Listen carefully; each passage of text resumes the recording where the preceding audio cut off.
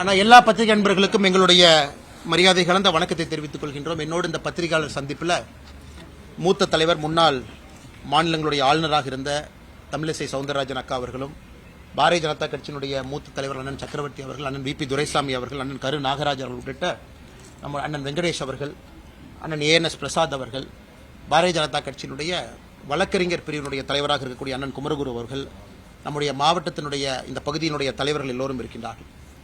இந்த பத்திரிகையாளர் சந்திப்பு பாரதிய ஜனதா கட்சி சார்பாக திருப்பரங்குன்றம் அதை மையப்படுத்தி திராவிட முன்னேற்ற கழகத்தினுடைய அரசு செய்யக்கூடிய தவறுகளை, குறிப்பாக நீதியரசர் அவருடைய தீர்ப்புக்கு பிறகு அதை மதிக்காம ஒரு மத மோதலை உருவாக்குவதற்கான எல்லா முயற்சியிலும் நம்முடைய திராவிட முன்னேற்ற கழகத்தினுடைய ஆளுகின்ற அரசு இறங்கியிருக்கின்றார்கள் என்பதெல்லாம் உங்கள்கிட்ட பகிர்ந்து கொள்வதற்காக இந்த சந்திப்பு நடந்து கொண்டிருக்கிறது. நண்பர்களே, கொஞ்சம் நாங்கள் டீட்டெயிலாக அதில் பேசணும்னு நினைக்கிறோம். ஏன்னா நேரடியாக அந்த மதுரை உயர்நீதிமன்றம் கொடுத்திருக்கக்கூடிய தீர்ப்பு, அதன் பிறகு கண்டெம்ப்ட் ஆஃப் கோர்ட், அது உங்களுக்கு தெரியும். கொஞ்சம் பின்னாடி இருந்து ஆரம்பிக்கிறோம். இந்த இஷ்யூவை பொறுத்த வரைக்கும் 1862 இது ஒரு டாக்குமெண்டடா இது ஒரு இஷ்யூவா இருக்கு. ஏன்னா 1862 1912 2 ஆண்டுகள்ல ஆங்கிலேயர்களுடைய ரெக்கார்டு படி இந்த மலையினுடைய உச்சியில லைட் அமைக்க வேண்டும் என்று முயற்சி செய்த பொழுது அன்னைக்கு இருந்த மேஜிஸ்ட்ரேட் லைட் அமைப்பதற்கு அன்னைக்கு அனுமதி கொடுக்கல. அதனால் மதக்கலவரம் ஏற்படும் என்கின்ற காரணத்தை காட்டி 1990 காலகட்டத்தில் ஹிந்து முன்னணி அமைப்பு, அதனுடைய தலைவர்கள் அதை ரொம்ப மிக தீவிரமாக இதை கையில் எடுத்து நீதிமன்றத்தினுடைய உதவியை நாடி நிறைய டாக்குமெண்ட்டை பிரசன்ட் பண்ணாங்க. அதுல மிக முக்கியமானது 1920 ஃபைல் பண்ண ஒரிஜினல் சூட் OS. அந்த 1920 ஃபைலான அந்த ஒரிஜினல் சூட், குறிப்பா இந்த மலை, அதுல நம்முடைய முருகர் அவருடைய கோவில் எங்க இருக்கு, காசி விஸ்வநாதர் கோவில் எங்க இருக்கு, தர்கா எங்க இருக்கு, இதை டிமார்கேஷன் செய்ய வேண்டும் என்பதற்கான சூட்.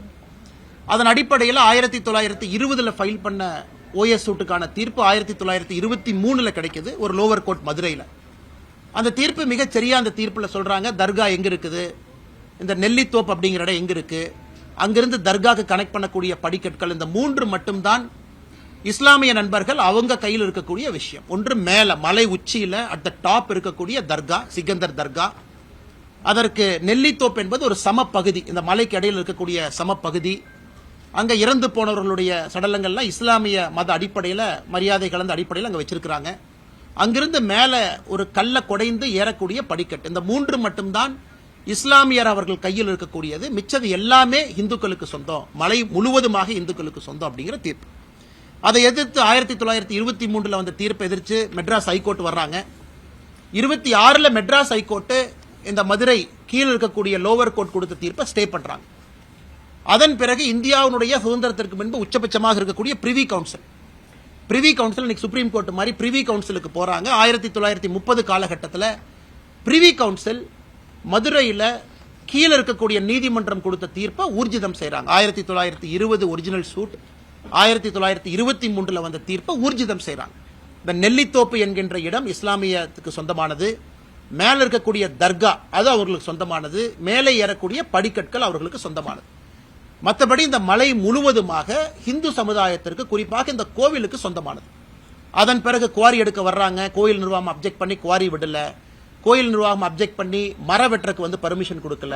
இது காலங்காலமாக 1940 50 60 70 காலகட்டத்தில் அங்க இருக்கக்கூடிய கோவிலத்தினுடைய நிர்வாகம் அவங்க இடத்தை பாதுகாத்துக்கிட்டே வர்றாங்க. 1990 காலகட்டத்தில் இந்து முன்னணி இங்க தீபம் ஏற்ற வேண்டும் என்ற போராட்டத்தை எல்லாம் ஆரம்பித்து இதை மக்கள் மன்றத்தில் ஒரு பெரிய இஷ்யூவா கொண்டு வர்றாங்க. இப்ப நாம் இதை நன்றாக புரிந்து கொள்ள வேண்டும். இன்னைக்கு நீதியரசர் திரு GR சுவாமிநாதன் அவர்கள் அவங்க ஒரு தீர்ப்பு கொடுத்திருக்கிறாங்க. ஏன் அந்த தீர்ப்பு கொடுக்க வேண்டிய கட்டாயம் வந்துச்சு? ஏன்னா ஒரு டிவோட்டி, ஒரு ஹிந்து பக்தர், அவர் அங்க இருக்கக்கூடிய எக்ஸிகியூட்டிவ் ஆபீசர் நோக்கி போறாங்க. அந்த ஈஓட்ட கேட்கிறாங்க, 28/10/2025 ஒரு அந்த ஹிந்து டிவோட்டியாக இருக்கக்கூடிய ராம ரவிக்குமார் அவர்கள் இந்த மாதிரி தீபத்தை ஏற்ற வேண்டும். எங்க ஏற்றணும்னா தீபத்தூண்ல ஏற்ற வேண்டும். இத்தனை காலமாக உச்சி பிள்ளையார் கோவில் பக்கத்தில் ஏத்துறாங்க அப்படின்னு 28/10/2025 ரெப்ரசன்டேஷன் கொடுக்கறாங்க எக்ஸிகியூட்டிவ் ஆபீசருக்கு. ஈஓ 3/11/2025 அதை ரிஜெக்ட் பண்றாங்க. நாங்க பர்மிஷன் கொடுக்க மாட்டோம், இத்தனை காலமாக எங்க ஏத்தனமோ அதே உச்சி பிள்ளையார் கோவில்ல தான் ஏற்றுவோம் என்று. அதன் பிறகு ராம ரவிக்குமார் அவர்கள் மதுரை கிளை, மெட்ராஸ் ஹைகோர்ட்டினுடைய மதுரை கிளை, அங்க உங்க ரிட் பெட்டிஷன் ஃபைல் பண்றாங்க. 32317 என்கிற ரிட் பெட்டிஷனை இந்த மாதிரி எனக்கு வந்து ஈஓ பெர்மிஷன் டினை பண்ணியிருக்கிறாங்க, எனக்கு நீங்க அனுமதி கொடுக்க வேண்டும், என்னுடைய மத புண்பட்டு இருக்குது அவர் கேட்கிறார். அதன்படி நீதியரசர் அவர்கள் டிசம்பர் மாதம் 1ஆம் தேதி, சில நாட்களுக்கு முன்பு 1/12/2025 தீர்ப்பு கொடுக்கறாங்க. அந்த தீர்ப்பு மிக தெளிவாக பல விஷயத்தை அதுல பேசுறாங்க. அவங்க இந்த டிமார்கேஷன் இஷ்யூக்குள்ளேயே போகல. இந்த மலையை பொறுத்தவரை சிக்கந்தர் தர்கா இஸ்லாமியர்களுக்கு சொந்தமானது, நெல்லித்தோப்பு இஸ்லாமியர்களுக்கு சொந்தமானது, படிக்கட்டு ஏறுறது இஸ்லாமியர்களுக்கு சொந்தமானது, மற்றபடி இந்த மலை மிச்ச பகுதி எல்லாமே அந்த கோவிலுக்கு சொந்தமானது, குறிப்பாக தீபத்தூணும் கோவிலுக்கு சொந்தமானது என்கின்ற தீர்ப்புல ஊர்ஜிதம் செய்யறாங்க. இதற்கு முன்பு இருந்த தீர்ப்பு தான் இது. அதன் பிறகு நீதியரசர் அவர்கள் 2 முக்கியமான கருத்துக்களை வைக்கிறாங்க. ஏன் வைக்கணும் அப்படின்னாங்க, தமிழகத்தினுடைய சட்டத்துறை அமைச்சர் திரு ரகுபதி அவர்கள் வேண்டுமென்றே பத்திரிகையாளர் நண்பர்கள் சந்திப்பில் வேண்டுமென்றே சில பொய்களை சொல்லி இருக்கின்றார்கள். அதாவது ஒரு சட்டத்துறை அமைச்சராக இருந்து சத்திய பிரமாணம் எடுத்து பணி செய்ய வேண்டிய ஒருவர் சில பொய்களை சொல்லியிருக்கிறாங்க. நீங்க நல்லா பாருங்க. அதாவது மதுரை நீதியரசர் அவர்கள் தவறான ஒரு தீர்ப்பு கொடுத்திருக்கிறாங்க அப்படிங்கிற வாதத்தை திரு ரகுபதி அவர்கள் வைக்கிறாங்க. என்ன வாதத்தை வைக்கிறாங்கன்னா, இதில் இருக்கக்கூடிய பிரச்சனை எல்லாம் 2014 முடிஞ்சிருச்சு, 2014 அந்த பிரச்சனை முடிஞ்சிருச்சு, அன்னைக்கே டிவிஷன் பெஞ்ச் தீர்ப்பு கொடுத்துட்டாங்க. டிவிஷன் பெஞ்சினுடைய தீர்ப்பு படி உச்சி பிள்ளையார் கோவில்ல மட்டும்தான் நாம தீபத்தை ஏத்தணும், மேல போக வேண்டிய அவசியம் இல்ல. அதனால் நீதியரசர் அவர்கள் தன்னுடைய கடமையை சரியா செய்யல அப்படி. இதை வந்து மாண்புமிகு நீதியரசர் அவர்கள் டிசம்பர் 1ஆம் தேதி கொடுத்த தீர்ப்புல மிக முக்கியமா இந்த பாயிண்ட் ஹைலைட் பண்ணி பேசியிருக்கிறார். அவர் எதுவும் மறுக்கல. இந்த பாயிண்ட் ஹைலைட் பண்ணி பேசுறார். அது மட்டும் ஆங்கிலத்தில் உங்களுக்கு படித்து காட்ட விரும்புகின்றோம். அதாவது 2014 போட்டிருக்கக்கூடிய ரிட் பெட்டிஷன் எதை ரகுபதி அவங்க கோட் பண்றது, 2017 டிவிஷன் பெஞ்ச் ஆர்டர், இது இரண்டும் என்ன சொல்றாங்கன்னா, அதுல பெட்டிஷனர் என்ன கேட்கிறாங்கன்னா, தீபத்தை மலையினுடைய உச்சபட்சமான உச்சியில் ஏற்ற வேண்டும் என்று கேட்கின்றாங்க. So the petitioner wanted the deepam to be lit at the hilltop. He further argued that lighting the lamp near Moksha Deepam is not in consonance with the scripture. The learned judge rightly rejected the request. அவர் 2014 தீர்ப்பை சரின்னு தான் சொல்றார். This was because the title over the hilltop has already been declared as vesting in the Muslim. மலையினுடைய உச்சி பகுதி top most part அது இஸ்லாமியர்களுக்கு சொந்தமானது என்கின்ற 1920 OS தீர்ப்பை இருக்கு. A settled issue cannot be reopened அப்படிங்கிறார். நான் இந்த இஷ்யூவை திரும்ப ரீஓபன் பண்ணல. ஆனா இன்னைக்கு பெட்டிஷனரை முன்னாடி என்ன கேட்கிறாங்க, தீபத்தூணில் இதை ஏற்ற வேண்டும் என்று கேட்கின்றார்கள். தீபத்தூண் என்பது மலையினுடைய உச்சியில இல்ல. 2014 தீர்ப்பு, 2017 தீர்ப்பு என்பது மலை உச்சியிலே தீபத்தை ஏற்ற வேண்டும் என்கின்ற தீர்ப்பு. அதற்கு மாண்புமிகு நீதியரசர் அவர்கள் அந்த காலகட்டத்தில் கொடுக்கல. அது சரியான காரணம் தான். ஏன்னா இந்த நீதியரசர் சொல்றது அது மிக முக்கியமா தர்காக்கு சொந்தம்னு அது ஊர்ஜிதம் ஆயிருச்சு. ஆனா தீபத்தூண் என்பது மலையினுடைய உச்சியில் கிடையாது. யாருமே போய் தர்காக்கு பக்கத்துல தீபத்தூண்ல ஏற்ற வேண்டும் என்று சொல்லல. தர்காவிலிருந்து 50 மீட்டர் தூரத்துல கொஞ்சம் கீழே இருக்கக்கூடிய தீபத்தூண்ல ஏற்ற வேண்டும் என்பதுதான் இன்னைக்கு போட்டிருக்கக்கூடிய ரிட் பெட்டிஷனுடைய சாராம்சம். The mosque is at the highest peak, the தீபத்தூண் is at the lowest peak. இரண்டுமே வேறு வேறு மலை உச்சியில் இருக்கு. அதனால இதை வந்து ட்ரையல் ஜட்ஜ் 1920 ரெகக்னைஸ் பண்ணிட்டாங்க. நான் இதை தவறா பார்க்கல. அதனால் தீபத்தூண்ல அவங்க கார்த்திகை தீபத்தை இந்த பெட்டிஷனர் கேட்டபடி ஏற்றுவதற்கு நான் அனுமதி கொடுக்கிறேன். இதை சட்டத்துறை அமைச்சர் அவர்கள் திருச்சி பத்திரிகை நண்பர்கள் முன்னாடி 2014 2017 ரிட் பெட்டிஷனை கோட் பண்றாங்க. அதே தவறு. அதை முதல்ல இந்த பத்திரிகை மன்றத்தில் நாங்கள் தெரியப்படுத்த விரும்புகின்றோம். அதன் பிறகு சட்டத்துறை அமைச்சர் திரு ரகுபதி அவர்கள் இத்தோடு நிக்கல, மறுபடியும் ஒரு பொய்யை சொல்றார். என்ன பொய்யை சொல்றாருன்னா, 1996 ஒரு தீர்ப்பு எங்களுக்கு சாதகமா வந்திருக்கு, 2014 தீர்ப்பும் எங்களுக்கு சாதகமா வந்திருக்கு, 17 சாதகமா வந்திருக்கு, 1996 சாதகமா வந்திருக்கு.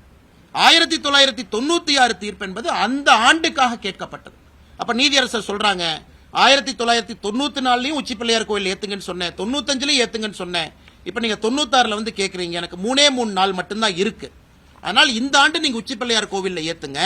அதே நேரத்தில் தேவஸ்தானமோ வேறு யாரோ வேறு இடத்துல ஏற்ற வேண்டும் என்றால் அது ப்ரொசீஜரும் கொடுக்கறாங்க, தர்காலிருந்து 15 மீட்டர் தள்ளி ஏத்துங்க அப்படின்னு. சோ 1996 தீர்ப்பை பொறுத்தவரையும் குழப்பமில்லை, 2014 குழப்பமில்லை, 2017 குழப்பமில்லை.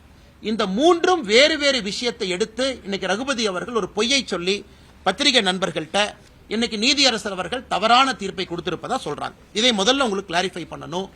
அந்த மலையை பொறுத்தவரை தீபத்தூண் என்பது மலையினுடைய உச்சியில கிடையாது. மலையினுடைய உச்சியில தர்கா இருக்கு, அதை யாரும் கூட வேண்டும் என்று கேட்கல, அது வேறு. தீபத்தூண் என்பது அந்த 2 மலையில் இருக்கக்கூடிய அந்த சிறிய மலையினுடைய உச்சியில தீபத்தூண் இருக்கு, அதைத்தான் என்று கேட்டிருக்கின்றார்கள். அதற்கு நீதியரசர் அவர்கள் அனுமதி கொடுத்திருக்கிறாங்க. இதோட அவங்க நிக்கல. நீதியரசர் அவர்கள் அனுமதி கொடுத்தாங்க. எப்ப அனுமதி கொடுத்தாங்க? 1/12/2025 கொடுக்கறாங்க. சோ கார்த்திகை தீபம் 3ஆம் தேதி வருது. 2ஆம் தேதி கோவிலினுடைய ஈவோ ஒரு அப்பீல் போடுறார். ஒரு பேருக்கு ஒரு அப்பீல் போட்டு வைக்கிறார்.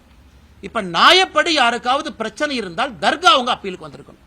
இப்ப டிசம்பர் மாதம் 2ஆம் தேதி தர்கா அப்பீலுக்கு வர்றாங்கன்னா அது வேறு விஷயம். ஆனா கோவில் சொத்தை பாதுகாக்க வேண்டிய ஈவோ அப்பீல் பண்ண வேண்டிய அவசியம் என்ன? அந்த கோவிலினுடைய எக்ஸிகியூட்டிவ் ஆபீசர் அந்த கோவிலினுடைய சொத்தை பாதுகாக்கணும். தீபத்தூண் என்பது கோவிலினுடைய சொத்து என்பது ஊர்ஜிதம் ஆயிருச்சு 1920ல வேறு வேறு காலகட்டத்தில். அப்படி இருக்கக்கூடிய ஈவோ அவர் எதுக்காக அப்பீல் போறாரு? இந்த நீதியை எதிர்த்து அப்பீலும் சரியா ஃபைல் பண்ணல. இதுல இருந்து தெளிவாக தெரிகிறது அந்த எக்ஸிகியூட்டிவ் ஆபீசரை திராவிட முன்னேற்ற கழகத்தினுடைய அரசு தூண்டி விட்டு எக்ஸிகியூட்டிவ் ஆபீசர் அப்பீல் போக வைக்கிறாங்க. தர்கா இன்னைக்கு வந்திருக்கிறாங்க, வக்ஃப் போர்டும் தர்காவும் இன்னைக்கு வந்திருக்கிறாங்க. இதை எதிர்த்து அப்பீல் இன்னைக்கு வந்திருக்கிறாங்க. 2ஆம் தேதி ஈவோ அப்பீல் செய்ய வேண்டிய கட்டாயமே இல்லை. காரணம் ஈவோனுடைய முதல் கடமை கோவில் சொத்தையும் தீபத்தோனையும் ப்ரொடெக்ட் பண்ணும். அடுத்து 3ஆம் தேதி ஈவோ சொல்றாங்க, இல்ல நாங்க மலை உச்சியில ஏத்த மாட்டோம், தீபத்தூண் ஏத்த மாட்டோம் என்று சொல்லுகின்றார். அதற்கு இந்த petitioner Rama Ravikumar contempt of court வர்றாங்க. 5 மணிக்கு கண்டெம்ட் ஆஃப் கோர்ட் பெட்டிஷன் இருக்கிறாங்க. கார்த்திகை தீபம் 6 மணிக்கு. அந்த பெட்டிஷன் வரும்போது தமிழ்நாடு அரசுடைய வழக்கறிஞர் சொல்றாங்க, இல்ல 6 மணி வரைக்கும் பொறுங்க, 5 மணிக்கு எடுக்கிறீங்க. நீதியரசர் அவர்கள் 5 மணிக்கு எடுத்த கண்டெம்ட் ஆஃப் கோர்ட்டை 6:05 வரைக்கும் தள்ளி வைக்கிறார். 6:05க்கும் தீபம் ஏற்றப்படவில்லை என்கின்ற ஒரே காரணத்தினாலதான் நேரடியா பெட்டிஷனருக்கு சொல்றாங்க, நீங்க 10 பேர்த்தோட மலை மேல ஏறலாம், உங்களுக்கு மதுரை உயர்நீதிமன்றத்தில் இருக்கக்கூடிய சிஐஎஸ்எஃப் பாதுகாப்பு இருக்கக்கூடிய சிஐஎஸ்எஃப் அதனுடைய கமாண்டன்ட் பாதுகாப்பு கொடுப்பாங்க. ஏன் சொல்றாங்க? 1ஆம் தேதி கொடுக்கப்பட்ட தீர்ப்பு நேரடியா கமிஷனருக்கு டைரக்ட் பண்றாங்க, போலீஸ் கமிஷனருக்கும் கலெக்டருக்கும். நீங்க இதை தீபத்தை ஏற்றுவதற்கு உறுதுணையா இருக்கணும். 1ஆம் தேதியும் கமிஷனர் நடவடிக்கை எடுக்கல, 2ஆம் தேதியும் கமிஷனர் நடவடிக்கை எடுக்கலனா மாநில அரசினுடைய காவல்துறை அதிகாரிகள் தன்னுடைய கடமையை சரியா செய்யல. அந்த கடமையை செய்யாத காரணத்தினாலதான் இது ஜுடிஷியல் ஓவர் ரீச் கிடையாது. திரு GR சாமிநாதன் அவர்கள் 3ஆம் தேதி 6:05 கொடுக்கக்கூடிய தீர்ப்புல கண்டெம்ட் ஆஃப் கோர்ட் பெட்டிஷன்ல மாநில அரசு கடமையை செய்யல, காவல்துறை கடமையை செய்யல, கலெக்டர் கடமையை செய்யல, அதனால் சிஐஎஸ்எஃப் நான் அனுப்புறேன், கமாண்டன்ட் நீங்க கூட போங்க, அந்த 10 பேர் தீபம் ஏற்றுவதற்கு அனுமதி கொடுக்க வேண்டும் என்று சொல்லுகிறார். இதுல எதுவும் தவறாக இல்லை. இதை எதிர்த்து மறுபடியும் அங்க இருக்கக்கூடிய இரண்டு நீதிபதிகள் இருக்கக்கூடிய அமர்வு டிவிஷன் பெஞ்சுக்கு போறாங்க. எப்ப போறாங்க? அடுத்த நாள் அப்பீல் போறாங்க. இந்த பிரச்சனை எல்லாம் 3ஆம் தேதி இரவு நடக்குது. 4ஆம் தேதி காலையில் அப்பீலுக்கு போறாங்க. இந்த நீதியரசர் சிஐஎஸ்எஃப் விட்டது தப்பு, எப்படி அவங்க சிஐஎஸ்எஃப் அனுமதி கொடுக்கலாம், சட்டம் ஒழுங்கு என்பது மாநில அரசுடைய கட்டுப்பாடுல மட்டும்தான் இருக்கணும், எப்படி மத்திய அரசுக்கும் மாநில அரசுக்கும் கலவரத்தை ஏற்படுத்த முயற்சிக்கின்றார் என்று நீதியரசரின் மீது இவங்க பெட்டிஷனை போட்டிருக்கிறாங்க கோர்ட்ல. அதற்கு அந்த 2 நீதியரசர்கள் திரு ஜெயச்சந்திரன் அவர்கள் திரு KK ராமகிருஷ்ணன் அவர்கள் சொல்றாங்க, இதுல எந்த தவறும் கிடையாது. 1ஆம் தேதி மாநில அரசுக்கு சொன்னாங்க, 1ஆம் தேதி காவல்துறை கமிஷனருக்கு சொன்னாங்க, 1ஆம் தேதி கலெக்டருக்கு சொன்னாங்க, யாருமே வேலை செய்யல. அதன் பிறகுதான் நீதியரசர் அவர்கள் 3ஆம் தேதி 6 மணிக்கு தீபம் ஏற்றப்படவில்லை என்கின்ற காரணத்திற்காக இந்த நீதியை கொடுத்திருக்கிறாங்க. அதனால சிஐஎஸ்எஃப் அனுப்ப வேண்டும் என்று அவர் சொல்லியது எந்த விதத்திலும் தவறில்லை. இது மிக முக்கியமானது. 3ஆம் தேதி ராம ரவிக்குமார் அவர்கள் அங்க இருக்கக்கூடிய நம்முடைய பாரதிய ஜனதா கட்சியினுடைய தலைவர்கள் எல்லாம் போறாங்க தீபம் ஏற்றுவதற்கு உறுதுணையாக. அன்னைக்கு கலெக்டர் என்ன சொல்றாங்கன்னா, கமிஷனர் என்ன சொல்றாங்க, கலெக்டர் 144 சிஆர்பிசி 163 BNSS அந்த சட்டத்தின்படி போட்டிருக்கிறாங்க, அதனால் நீங்க யாருமே போக கூடாது அப்படின்னு காட்டுறாங்க. அதற்கு மரியாதை கொடுத்து சிஐஎஸ்எஃப் முன்னாடி போகல, அதற்கு மரியாதை கொடுத்து ராம ரவிக்குமார் உட்பட பெட்டிஷனர் யாரும் முன்னாடி போகல. 144 போட்டிருக்காங்க. இந்த 2 டிவிஷன் பெஞ்சில் நீதியரசர் அவர்கள் 4ஆம் தேதி 144 சிஆர்பிசி 163 BNSS போட்ட ஃபைலை வாங்கி படிக்கிறாங்க. அந்த ஃபைல்ல என்ன இருக்கு? அந்த ஃபைலில் இவங்க போட்ட 144 சிஆர்பிசியே ஒரு ஃப்ராட் என்பது ஊர்ஜிதமாயிருக்கு. ஏன்னா நீதியரசர் அவங்க கேட்கிறாங்க, 144 சிஆர்பிசி எப்ப போட்டீங்க? 3ஆம் தேதி 6:05க்கு திரு சாமிநாதன் அவர்கள் சிஐஎஸ்எஃப் படையோடு மேலே செல்லலாம் என்ற 6:05க்கு தீர்ப்பு கொடுக்கறாங்க. நீங்க 144 எப்ப போட்டீங்க? அதுல அந்த நீதியரசர் சொல்றாங்க, the file contains loose sheet of papers containing past history of dispute. The order has been promulgated with effect from 6 PM on 3/12. அதுல சொல்றாரு, thus it is very obvious. Section 163 BNSS order is passed prior to the judicial order or the records are manipulated after this court calls for a original file. தவறு மீது மறுபடியும் ஒரு தவறு பண்றாங்க. அதாவது 6 மணியிலிருந்து 144 சிஆர்பிசி 163 BNSS போடுறன்னு 6 மணியிலிருந்து அந்த ஃபைல் இருக்கு. அப்ப அந்த ஆர்டர் அவங்க 4 மணிக்கு போட்டிருக்காங்க, ஆர்டர் 3 மணிக்கு போட்டிருக்காங்க, ஆர்டர் 2 மணிக்கு போட்டிருக்காங்க, ஃபைல்ல இல்ல. ஆனா நிச்சயமாக நீதியரசர் தீர்ப்பு கொடுத்த பிறகு போடப்படவில்லை. 6-5க்கு திரு சுவாமிநாதன் அவர்கள் கொடுத்த, நீதியரசர் அவர்கள் கொடுத்த தீர்ப்புக்கு பிறகு 144 சிஆர்பிசி போடப்படவில்லை என்பது இந்த டிவிஷன் பெஞ்சில் இருக்கக்கூடிய 2 நீதியரசர் பெரிய வார்த்தையை பயன்படுத்துறாங்க. ஐஏஎஸ் ஐபிஎஸ் அதிகாரிகளுக்கு எதிராக the records are manipulated after the court calls for the original file.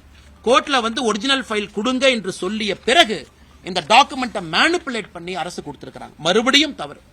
அதன் பிறகு 4ஆம் தேதி நேற்று நம்முடைய பாரதிய ஜனதா கட்சியினுடைய மாநில தலைவர் திரு நயினார் நாகேந்திரன் அவர்கள், நம்முடைய மூத்த தலைவர் அண்ணன் ஹெச் ராஜாஜி அவர்கள் அவங்க மறுபடியும் போறாங்க. ஏன்னா இந்த 2 ஜட்ஜ் இருக்கக்கூடிய டிவிஷன் பெஞ்ச் அமர்வுல அப்பீல டிஸ்மிஸ் பண்ணதுக்கு அப்புறம் 144ம் டிஸ்மிஸ் ஆகுது. அதன் பிறகு நாங்க தீபத்தை ஏத்துவோம் என்று போன பொழுது அதை இல்லீகலாக எந்தவித ஆர்டரும் இல்லாம தடுத்திருக்கிறாங்க.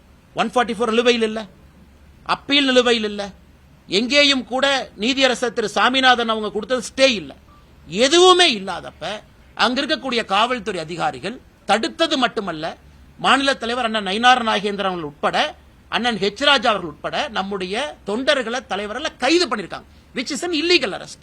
அதுக்கு எந்த விதமான ஆதாரமும் கிடையாது, எந்த விதமான டாக்குமெண்ட் இல்ல. இந்த அளவுக்கு ஒரு ஆளுகின்ற திராவிட முன்னேற்ற கழகத்தினுடைய அரசு ஒரு நீதியரசர் கொடுத்திருக்கக்கூடிய தீர்ப்புக்கு எதிராக டைரக்ஷன் கொடுத்ததுக்கு அப்புறம் பணி செய்ய வேண்டிய பப்ளிக் சர்வெண்ட், அதனாலதான் commissioner of police is called public servant, collector is called public servant. Public சர்வெண்டாக இருக்கக்கூடிய 2 உயரதிகாரிகள் அவங்க அதை தடுத்து, அதன் பிறகு 4ஆம் தேதி நேற்று நடந்த கைது என்பது முழுவதும் இல்லீகல் கைதாக இதை மாற்றி 2 மதத்திற்கு இடையில மோதல் போக்கை கடைபிடித்திருக்கின்றார்கள். இது இன்னும் ஆச்சரியமா நீங்க பாத்தீங்கன்னா, திரு நீதியரசர் சுவாமிநாதன் அவங்க தீர்ப்புல இன்னும் பின்னாடி போறார்.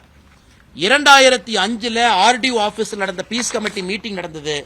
அந்த பீஸ் கமிட்டி மீட்டிங்ல 2 நபர்களும் பங்கேற்றாங்க. அதாவது டிசம்பர் 1ஆம் தேதி 2005 ஆர்டிஓ ஆபீஸ்ல திருப்பரங்குன்றம் கார்த்திகை தீபம் ஏற்றுவது சம்பந்தமாக சாயந்தரம் 6 மணிக்கு 13-12 நடக்குது.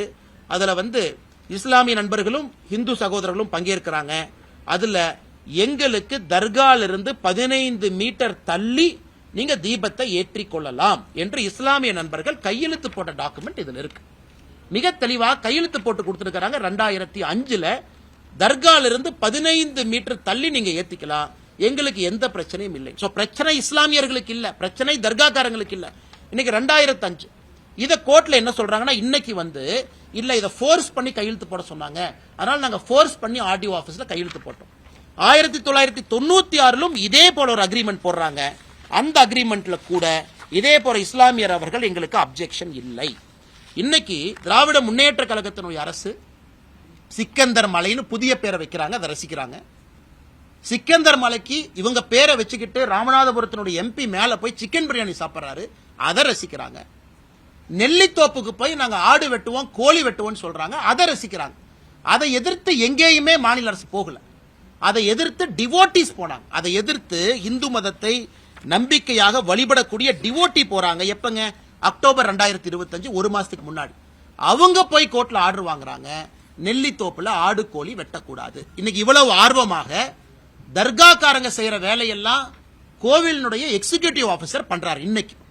ஆனா அன்னைக்கு நெல்லித்தோப்புல போய் ஆடு வெட்டலாம், கோழி வெட்டலாம், இவ அப்ஜெக்ட் பண்ணல, தமிழ்நாடு அரசு அப்ஜெக்ட் பண்ணல. சிக்கந்தர் மலைன்னு பேர் சொல்றாங்க, தமிழ்நாடு அரசு அப்ஜெக்ட் பண்ணல. அந்த எம்பி 100 பேர்த்த கூட்டு போய் சாப்பிடறாரு, அப்ஜெக்ட் பண்ணல. அன்னைக்கு எங்கேயுமே அப்ஜெக்ட் பண்ணாதவங்க அன்னைக்கு அந்த நீதியரசருடைய தீர்ப்பும் கூட அதையும் குறிப்பிட்டிருக்கிறார். மாநில அரசு அப்ஜெக்டே பண்ணல, 2 இந்து பக்தாதிகள் அப்ஜெக்ட் பண்ணதுக்காக இந்த தீர்ப்பு கிடைச்சிருக்கு. அப்படி இருக்கும் பொழுது ஒருதலை பட்சமாக தமிழகத்தில் இந்து மதத்தை நம்பக்கூடிய பக்தர்களுக்கு எதிராக மிக முக்கியமாக அப்பீஸ்மெண்ட் பாலிடிக்ஸ் உச்சபட்சமான ஒரு அரசியலை திராவிட முன்னேற்ற கழகத்தினுடைய அரசு செய்யறாங்க. என் கையில் இருக்கக்கூடிய லிஸ்ட் பாத்தீங்கன்னா, தமிழகத்தில் எங்கெல்லாம் இந்து கோவிலை இடிச்சாங்க, திராவிட முன்னேற்ற கழகம் ஆட்சிக்கு வந்த பிறகு இந்து கோயிலை இடிச்சது. இதுல நிறைய கோவை மாநகர் முத்தானம்மன் கோயில் இருந்து, வேத விநாயகர் டெம்பிள் மின்ட் ரோடு சென்னையிலிருந்து, சூலூர் வாசுதேவர் டெம்பிள் இருந்து, தஞ்சாவூர் குபேர விநாயகர் டெம்பிள் இருந்து, கீழவாசல் பகுதி ஆதி மாரியம்மன் கோவில் இருந்து, அரியலூர் மாவட்டம் சனீஸ்வரன் பகவான் கோயில் மேட்டுப்பாளையம், திருவள்ளூர், பெரம்பூர், அது இருக்குதுங்க, லிஸ்ட் இருக்கு. 161 தாண்டிட்டாங்க. அதுல சில ரெக்கார்டை பாத்தீங்கன்னா கோர்ட் சொன்னாங்க இடிச்சோம்.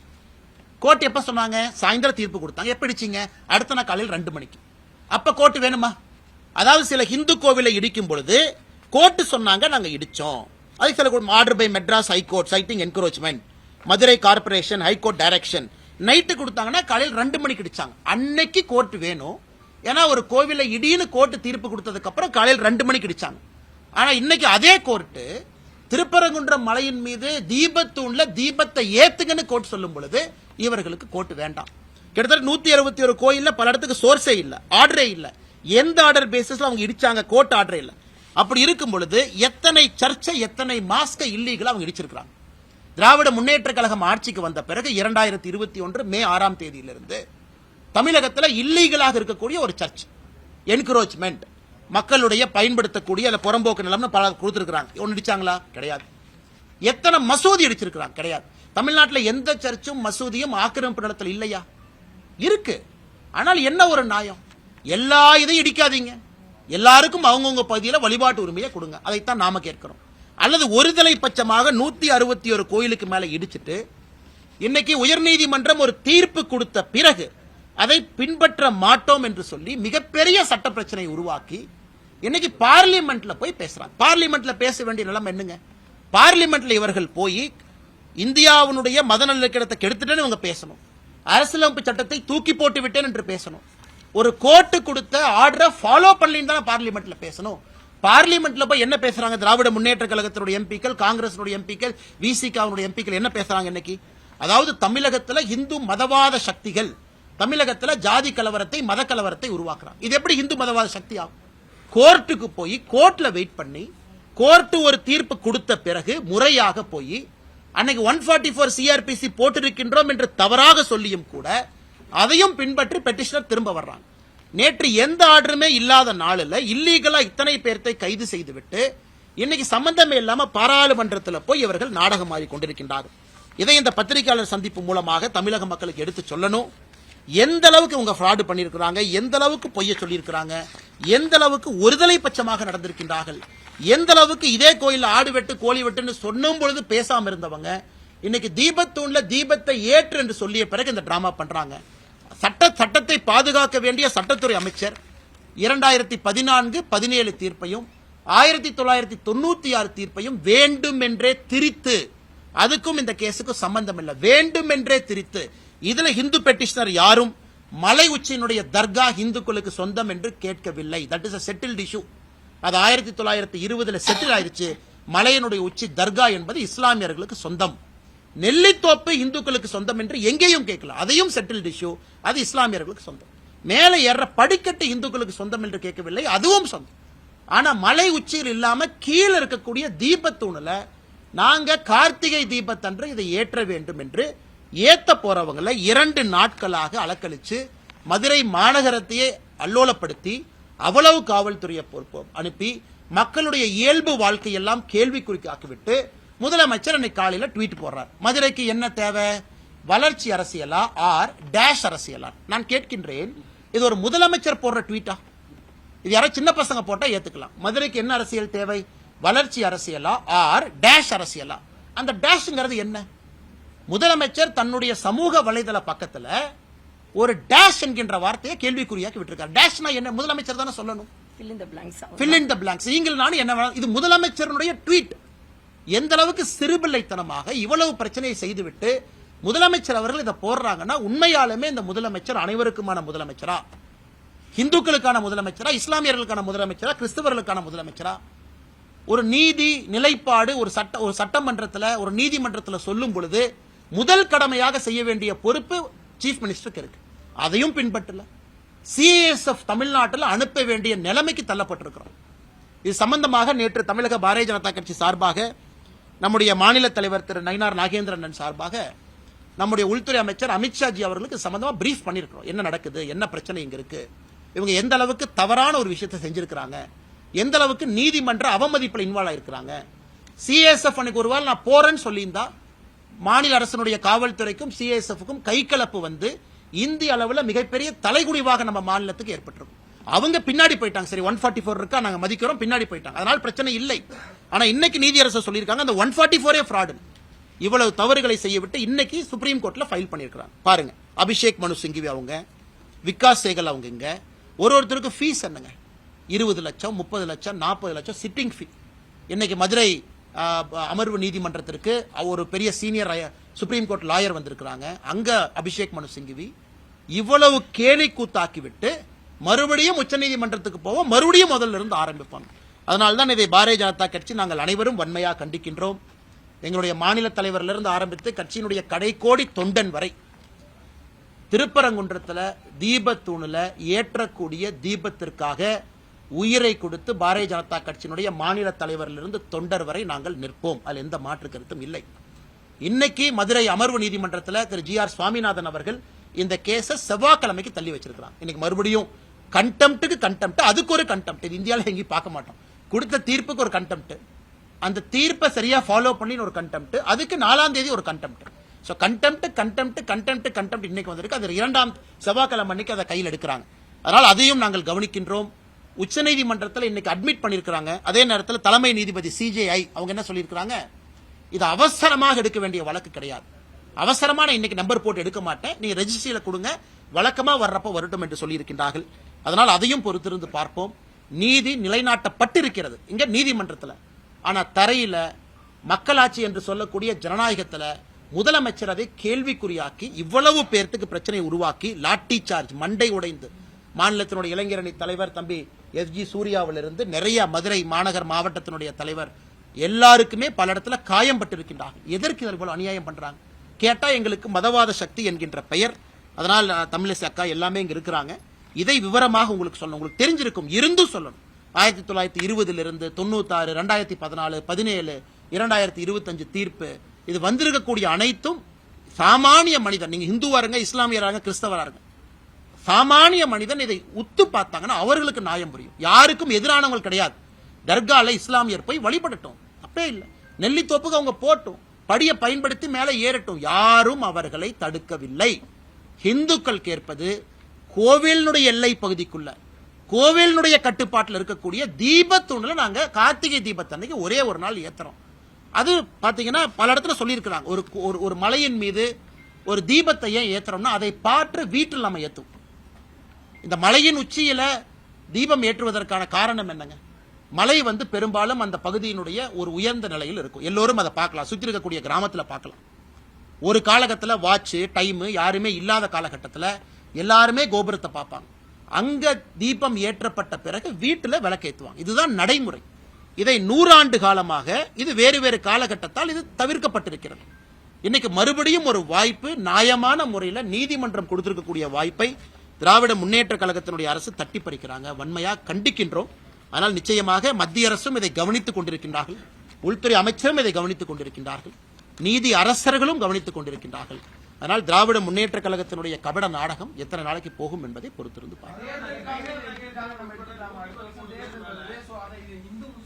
ஆனா நீங்க பாருங்க, இதுல திரு ராம ரவிக்குமார் அவர்களும் மொத்தம் 6 பெட்டிஷனர். முதல் பெட்டிஷனர் ராம ரவிக்குமார், அவரோட 5 பேர். 6 பெட்டிஷனருக்காகத்தான் நிறைய பேர் அதுவும் கேட்டீங்க, எதுக்கு 10 பேர் அனுப்பணும்?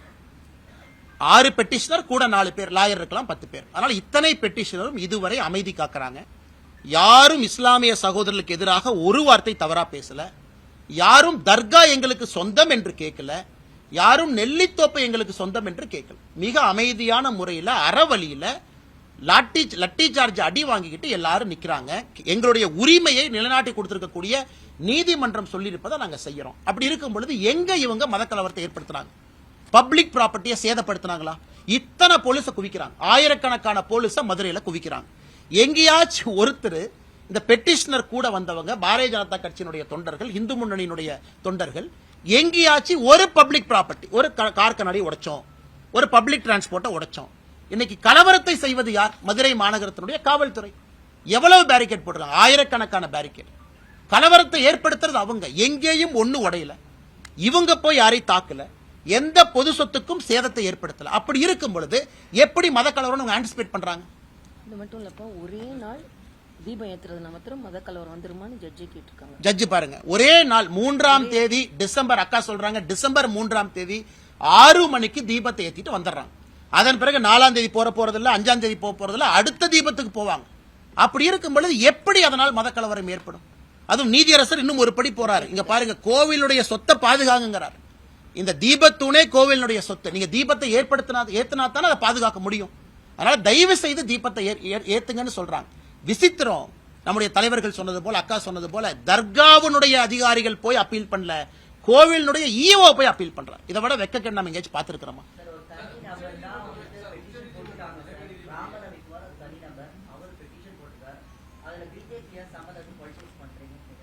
சார், இது ராம ரவிக்குமார் ஒரு பெட்டிஷன் போட்டிருக்கிறாங்க. மொத்தம் 5 பெட்டிஷனர் இருக்காங்க சார். மொத்தம் 6 பேருடைய பெட்டிஷனை தான் அந்த நீதியரசர் அவருடைய ரிட் பெட்டிஷன்ல 6 பேர் தான் மொத்தமா எடுத்துக்கிட்டாங்க. 5 பேர் வந்து ஏத்தணும், ஒருத்தர் ஏத்த வேண்டாம், மொத்தம் 6 பேர். இப்ப அரசியல் கட்சியினுடைய அடிப்படை உரிமை, அடிப்படை கடமை மக்களுக்காக நிற்பது. நாங்கள் மக்கள் மனநிலையை பிரதிபலிக்கிறோம். மதுரை மாநகரத்தில் இருக்கக்கூடிய மக்கள் மனநிலையை பிரதிபலிக்கிறோம்.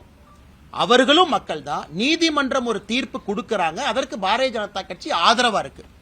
இது அப்ப அரசியல் கட்சி எதுக்கு நடத்தணுங்க? ரகுபதி அவங்க கேட்கறாங்க, பாரதிய ஜனதா கட்சிக்கு இதுக்கும் சம்பந்தம்னா அரசியல் கட்சி எதுக்கு நடத்தணும்? மக்களுடைய மனநிலையை பிரதிபலிப்பதற்கு அரசியல் கட்சி இருக்கு, மக்களுக்காக அரசியல் கட்சி இருக்கு.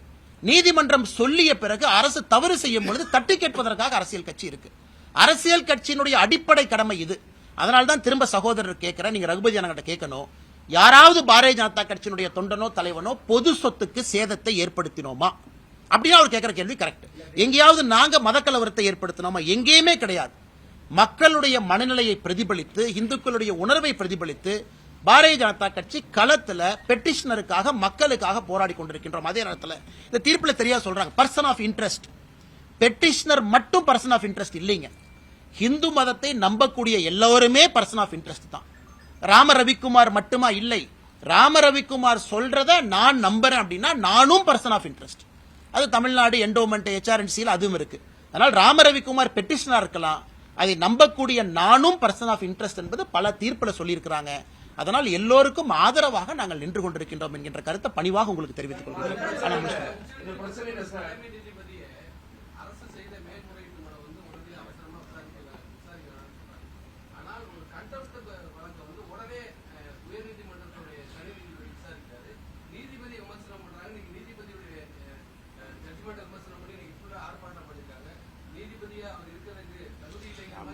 இன்னைக்கு நீதியரசர் அவர்கள் இன்று காலையில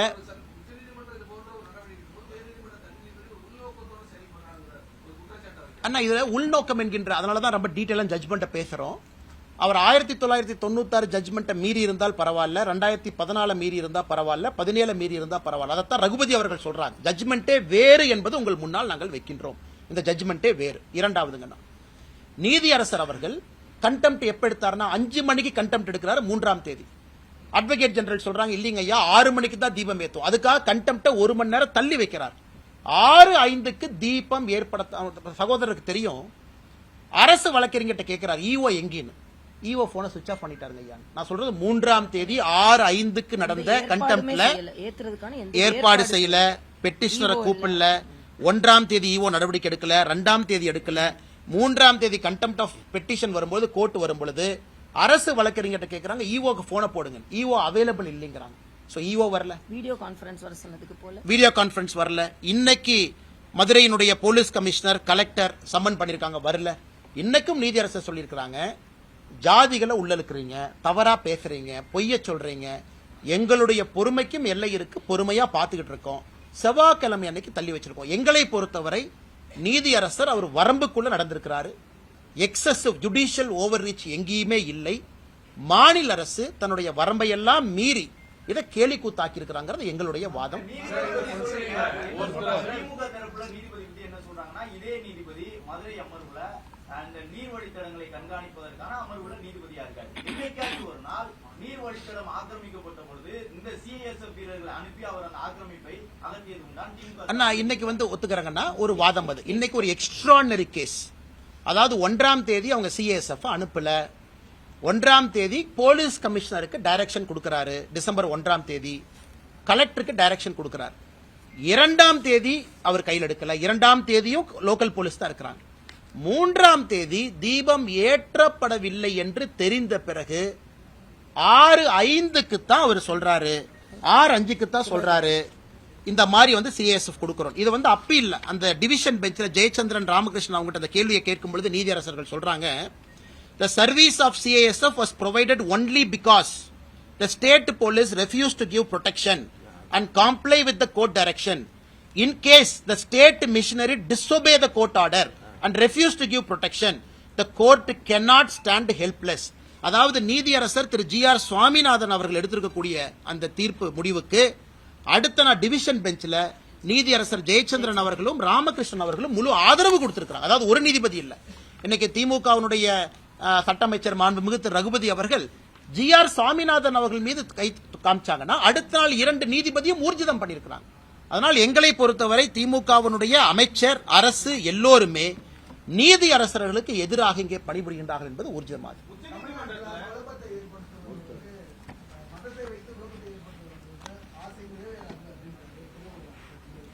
துரைமுருகன் ஐயாக்கு தெரியுமா எனக்கு தெரியலீங்க. துணை முதலமைச்சர் திரு உதயநிதி ஸ்டாலின் அவர்களுக்கு எஸ்ஐஆர்னு என்னன்னே தெரியல. பத்திரிகை நண்பர்கள் எஸ்ஐஆர் கேட்டதுக்கு புது விளக்கம் கொடுக்கிறார். இந்தியாவில் யாருமே எஸ்ஐஆருக்கு ஒரு துணை முதலமைச்சராக இருக்கிறவருக்கு எஸ்ஐஆர் விளக்கமே தவறு. ஆனால் உண்மையாலுமே அவருக்கு இந்த கோர்ட் இஷ்யூ தெரியுமா, ஜட்ஜ்மெண்ட் தெரியுமா, தெரிஞ்சுதான் பேசுறாரா அப்படிங்கிறது மாண்புமிகு துணை முதலமைச்சரின் மீது எங்களுடைய குற்றச்சாட்டு. இரண்டாவது, மாண்புமிகு துணை முதலமைச்சர் அவர்கள் இன்னைக்கு புரிஞ்சுக்கணும், 1ஆம் தேதி சொன்னாங்க, 2ஆம் தேதி சொன்னாங்க, 3ஆம் தேதி சொன்னாங்க. அன்னைக்கு துணை முதலமைச்சர் எங்க போனாரு? அதாவது அவர்கள் ஆட்சியில் இருக்கக்கூடிய காவல்துறைக்கு டைரக்ஷன் கொடுத்திருக்கிறாங்க. பின்பற்ற வேண்டியது துணை முதலமைச்சருடைய பொறுப்பு. எதுவுமே செய்யல. இன்னைக்கு இந்த மாதிரி மதக்கலவரத்தை ஏற்படுது. திரும்ப திரும்ப நாங்க சொல்றோங்கன்னா, மதக்கலவரம் என்பது பொது சொத்துக்கு தீ வச்சாங்களா? இஸ்லாமிய நண்பர்களை யாராவது இங்க தவறா பேசினாங்களா? இஸ்லாமிய நண்பர்களுடைய சொத்தாக இருக்கக்கூடிய தர்கா இந்துக்களுக்கு சொந்தம் என்று எங்கே சொன்னாங்களா? நெல்லித்தோப்பு கொடுங்கன்னு திரும்ப கேட்டாங்களா? எங்கேயுமே இல்லை. ஆனா இதே உதயநிதி ஸ்டாலின் அவர்கள் அந்த ஸ்கந்தர் மலையை சிக்கந்தர் மலை என்று சொல்லும் போது எங்க போனாரு? இதே உதயநிதி ஸ்டாலின் அவர்கள் ஆடு கோழி வெட்டுவோம் நெல்லித்தோப்பு சொல்லும் போது எங்க போனாரு? இன்னைக்கு மட்டும் கிளம்பி வர்றாருன்னா உதயநிதி ஸ்டாலின் அவர்கள் எல்லோருக்குமான துணை முதலமைச்சரா இல்ல குறிப்பிட்ட சமுதாயத்திற்கான துணை முதலமைச்சராங்கிற கேள்வியை நாங்களும் கேட்போம்ல.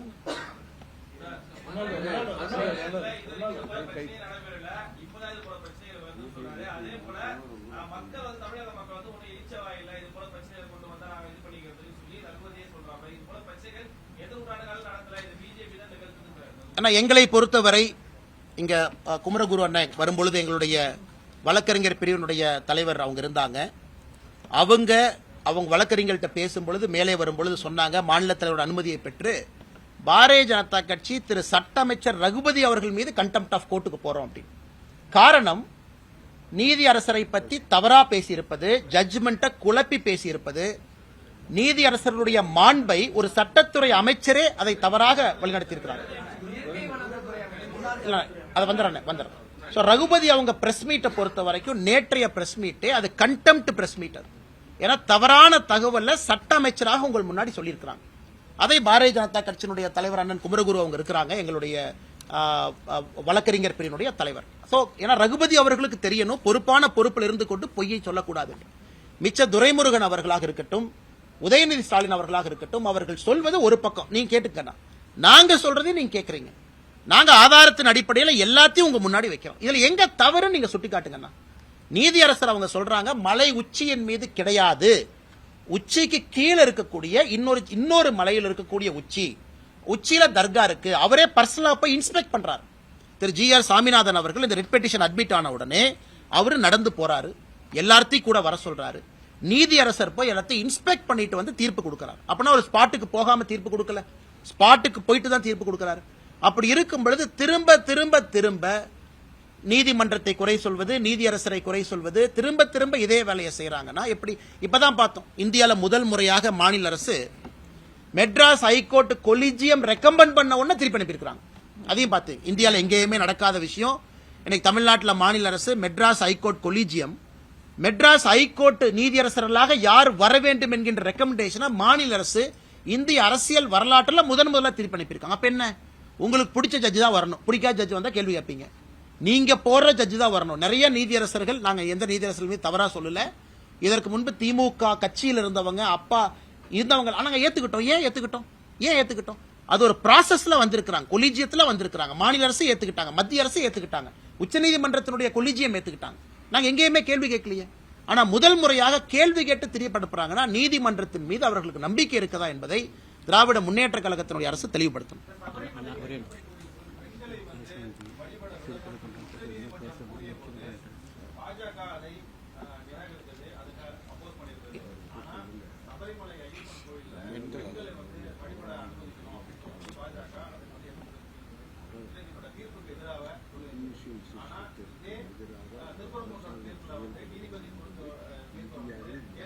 நல்ல வேலை இந்த கேள்வி கேட்டீங்கன்னா, நிறைய பேர் இது கேட்கறாங்க. நல்ல கேள்வி, அருமையான கேள்வி, பதில் சொல்றேன். ஆனா பதில் சொல்றேன், விமர்சனம் எல்லாம் நல்ல கேள்வி. 100 ஆண்டுகளுக்கு முன்பு திருப்பரங்குன்றத்துல தீபத்தூண்ல தான் தீபம் ஏத்துனாங்க. 100 ஆண்டுகளுக்கு முன்பு, 100 ஆண்டுகளாகத்தான். தீபத்தூண் ஏன் கட்டி வைக்கணுங்கண்ணா? ஒரு கோவில் 1200 ஆண்டுகளுக்கு பழமையான ஒரு கோவில். அந்த கோவில்ல தீபத்தூண் எது கட்டி வைக்கணும்? தீபம் ஏத்துறதுக்கு. 100 ஆண்டுகளுக்கு முன்பு தீபம் ஏத்தி இருக்கிறாங்க. 100 ஆண்டுகளாக ஏற்றப்படவில்லை. ஆனா சபரிமலையில 100 ஆண்டுகளுக்கு முன்பு பெண்கள் உள்ள போனாங்களா? போகல. புதிதாக ஒரு விஷயத்தை சொல்லும் போது எதிர்க்கிறோம். ஆகம சாஸ்திரத்துக்கு எதிராக சொல்லும் பொழுது எதிர்க்கிறோம். 100 ஆண்டுகளுக்கு முன்பு தீபத்தூண் இருந்துச்சு. ஆனா 100 ஆண்டுகளுக்கு முன்பு சபரிமலையில பெண்கள் உள்ள போனாங்களா? இல்லை. சபரிமலையில ஆண்டாண்டு காலமாக இருக்கக்கூடிய வழக்கத்தை மாற்றி புதுசா ஒரு பொய்யை சொல்லும் போது நாங்க எதிர்க்கிறோம். அதே மாதிரி திருப்பரங்குன்றத்தில் ஆண்டாண்டு காலமாக இருந்த வழக்கத்தை 100 ஆண்டுகளா செயல்படுத்தல, இன்னைக்கு செயல்படுத்த வேண்டும் என்று நீதிமன்றம் தீர்ப்பு கொடுக்கும் பொழுது அதற்கு அரணாக நாங்கள் நிற்கின்றோம். ஆனால் எங்கள் நிலைப்பாட்டில் சபரிமலையாக இருந்தாலும் திருப்பரங்குன்றம் இருந்தாலும் இந்து மக்களுடைய உணர்வு, அவங்க என்ன நினைக்கிறாங்க, எது நியாயமோ, கோர்ட் என்ன சொல்லியிருக்கோ அதுலயும் பாத்தீங்கன்னா, சரி சபரிமலை எதற்காக கோர்ட் அப்பீல் நிறுத்தி வச்சாங்க? இந்த போராட்டத்தை பார்த்தாங்க, தவறுன்னு புரிஞ்சுக்கிட்டாங்க, அப்பீல் வந்து போச்சு, கேரள அரசே தன் ஸ்டாண்ட மாத்துச்சு. ஆனால் இன்னைக்கு இந்த மாதிரி ஒரு குழப்பமான ஒரு விஷயத்தை திமுக சொல்றாங்கன்னா, உங்களுக்கு சபரிமலை இஷ்யூவும் புரியல, திருப்பரங்குன்ற இஷ்யூவும் புரியல, ரெண்டையும் குழப்பி சொல்லுகின்றார்கள். எங்களை பொறுத்தவரை எங்கள் நிலைப்பாடு சமமாக சரியாக இருக்கு. சார்,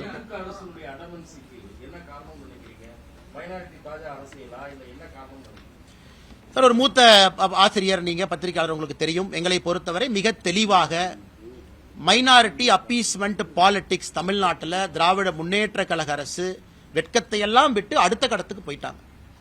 இன்னைக்கு நீதிபதிக்கு எதிராக அங்க இருக்கக்கூடிய ஜமாத் மக்களை வர சொல்றாங்க, பேரணி போனுங்கிறாங்க, போஸ்ட் அடிச்சு ஒட்டுறாங்க.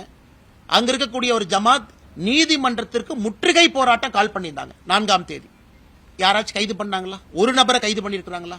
சொன்னவங்களை கைது பண்ணிருக்காங்களா? எதுவுமே கிடையாது. ஆனா சோசியல் மீடியால போஸ்ட் போட்டா கைது. இதுல இருந்து என்ன சொல்லுது? இங்க இருக்கக்கூடிய இந்துக்களுக்கு ஒரு நியாயம், இன்னொரு மதமாக இருந்தால் ஒரு நியாயம். மிக தெளிவு.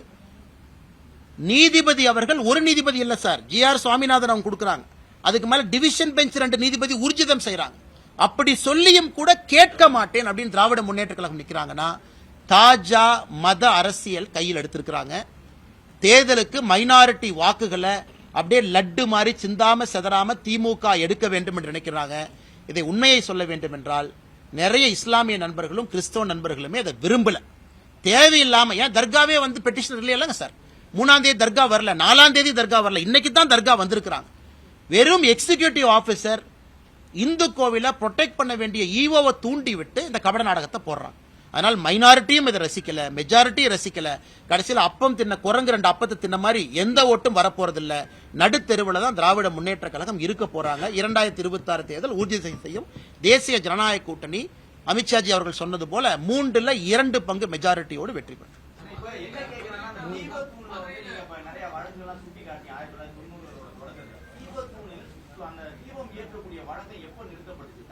கட்டமைப்பு உருவாக்கப்பட்ட பிறகா இல்ல பிரிட்டிஷ் ஆட்சி இருந்தப்ப அந்த மேலெல்லாம் விளக்கு ஏற்றக்கூடாது, குண்டு வீசிவாங்க, வெளிநாட்டு மாநிலங்கள் இருக்குல்ல 2ஆம் உலக போர் காலகட்டத்தில் அப்படின்னு சொன்னதுனால நிறுத்தினாங்களா? எந்த காலகட்டத்தில்? ஆனா இந்த நீதியரசருடைய தீர்ப்பு, அதற்கு முன்பு இருந்த தீர்ப்புகளோ சரியா எந்த ஆண்டுல நிறுத்தினாங்க அப்படின்னு எந்த தீர்ப்புல இல்லைங்க. 1920 தீர்ப்புல இருந்து கூட இல்ல.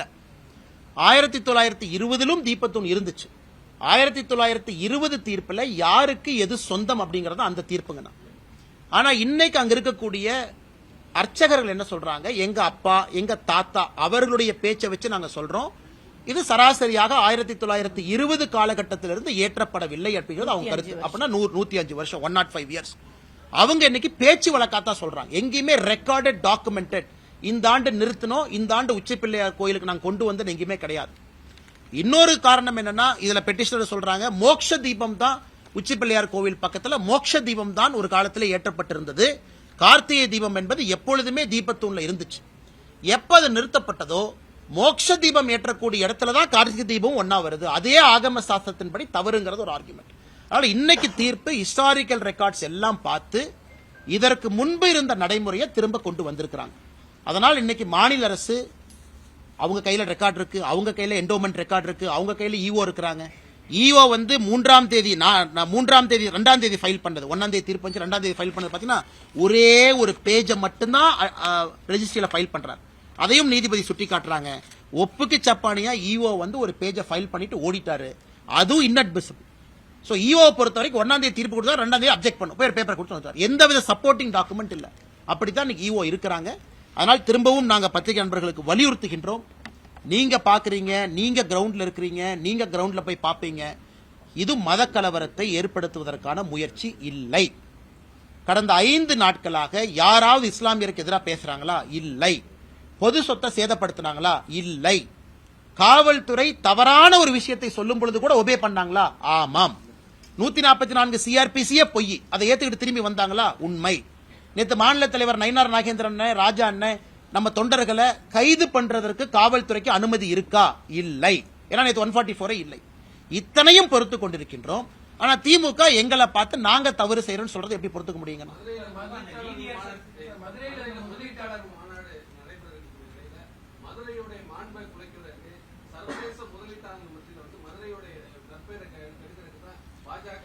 அண்ணே 1ஆம் தேதி தீர்ப்பு வந்துச்சு. 3ஆம் தேதி 6:05க்கு தீபத்தை விட்டுருந்தாங்கன்னா எல்லா பிளைட்டும் மதுரையில இறங்கி இருக்கும், எல்லா இன்வெஸ்டரும் வந்திருப்பாங்க. யாரு பிரச்சனை ஏற்படுத்தினது? 3ஆம் தேதி 6 மணிக்கு தீபத்தை ஏத்துங்கன்னு சொன்ன பிறகு நான் ஏற்ற மாட்டேன் என்று சொன்னவர் பிரச்சனையை உருவாக்குனாரா? இல்ல நீதிமன்றம் சொல்லி இருக்குன்னு வீதிக்கு வந்தவங்க பிரச்சனை உருவாக்குனாங்களா? சோ எல்லோருக்குமே தெளிவா தெரியும், நீதிமன்றம் சொன்னதை கேட்க மாட்டோம் என்று சொன்ன திராவிட முன்னேற்ற கழகம் தான் பிரச்சனை உருவாக்குனாங்க. அது மட்டும் இல்லைங்கண்ணா, திராவிட முன்னேற்ற கழகத்துக்கு மதுரை இன்வெஸ்டர் சமிட்டுக்கு யாரும் வரமாட்டோம் என்று சொல்லியிருப்பாங்க போல. அதனால அதை திசை திருப்புவதற்காக அவங்களே இந்த பிரச்சனை ஆரம்பிச்சிருக்காங்க. அப்படித்தான் நாங்க பாக்குறோம். நீ முதலீட்டாளர் சமிட் நல்லா நடத்தணும் திமுக அரசு முடிவு பண்ணியிருந்தாங்கன்னா அவங்க இந்த பிரச்சனையை வளர விடுறாங்க. தீர்ப்பு வந்துச்சு, 3ஆம் தேதி தீபத்தை ஏத்துறதுக்கு போலீஸ் 2 பேர்த்த கூட அனுப்பிச்சிருப்பாங்களேனா, அதுவும் 10 பேர் மட்டும் வாங்கினா எதுக்கு அத்தனை பேர் போறாங்க? 10 பேர் தான் போறாங்க. இல்லப்பா பெட்டிஷனர் மட்டும் 6 பேர் வாங்கப்பான்னு கமிஷனர் சொல்லி 6 பேர் மட்டும் போக போறாங்க. அதுவும் சொல்லல. அதுல ஆச்சரியம் பாருங்க. ராம ரவிக்குமார் அவர்கள் கமிஷனர் சொல்றாங்க, ஐயா 144 போட்டீங்க, ஆனா 144ல 3 பேர் போறதுக்கு அனுமதி இருக்குல்ல. கமிஷனர் முழிக்கிறார், இதான புதுசா இருக்கேன், 3 பேர்த்தையும் விட மாட்டேன்னா தப்பு செஞ்சது யாரு? 144ல 3 பேர் போறதுக்கு அனுமதி இருக்குல்லனா, பிலோ 4 4க்கு எக்ஸீட் ஆகக்கூடாது, 4 பேர். ஏன் அது 3 அனுமதிக்கல, 4 அனுமதிக்கல? 144 போட்ட பிறகு 163 BNSS 3 பேர் அனுமதிச்சிருக்கலாமே, 3 பேர் போய் தீபத்தை ஏற்றிட்டு வந்திருப்பாங்களே. அங்க இருக்கக்கூடிய 1000 பேரும் போக வேண்டும் என்று சொல்லலீங்கன்னா 3 பேர் போனாலும் எங்களுக்கு சம்மதம் தான். அதையும் விடாம இன்னைக்கு கலவரத்தை ஏற்படுத்தி இருப்பது திராவிட முன்னேற்ற கழகத்தினுடைய அரசு. அதனால் இங்க வந்திருக்கக்கூடிய எல்லா பத்திரிகை நண்பர்களுக்கு எங்களுடைய தாழ்மையான நன்றிகளை தெரிவித்துக் கொள்கின்றோம். எல்லாருமே பெரிய அளவில் வந்திருக்கிறீங்க. ஆனா அந்த கேஸ் நிக்காதுங்கண்ணா, அது இல்லீகல் கேஸுங்கண்ணா.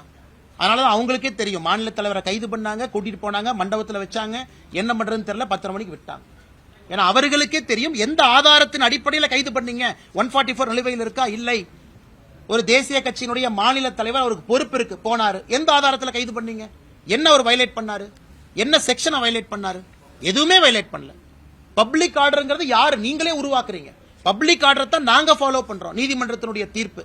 அதனால் இது எல்லாமே உச்சநீதிமன்றத்தில் செவ்வாய்க்கிழமை மதுரை உயர்நீதிமன்ற கிளையில அவருடைய முகத்திரை மறுபடியும் கிளியும். இப்பவும் நம்முடைய கட்சி தலைவர்கள் எல்லோரும் பொறுமையா தான் இருக்கிறோம். செவ்வாய்க்கிழமை என்ன சொல்றாங்க, உச்சநீதிமன்றத்தில் என்ன சொல்றாங்க. அதனால் இதை புரிந்து கொள்ள வேண்டும். மத கலவரத்தை நாங்க உருவாக்கல, திராவிட முன்னேற்ற கழகம் உருவாக்க முயற்சி பண்றாங்க. நன்றி.